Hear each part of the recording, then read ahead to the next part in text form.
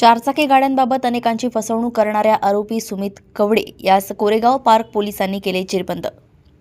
Koregaon police station येथे भारतीय न्याय संहिता 316(2), 318(4), 351(2) अन्वये गुन्हा दाखल आहे।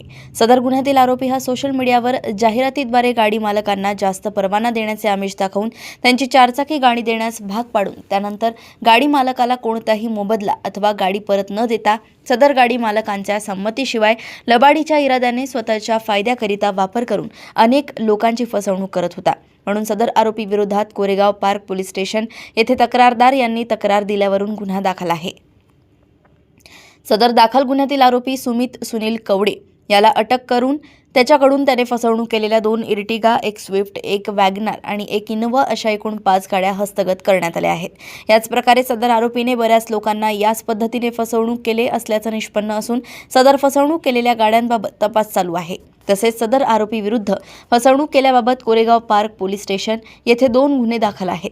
सदर गुन्ह्यांचा पुढील तपास पोलीस उपनिरीक्षक नरेंद्र शिंदे करतायत।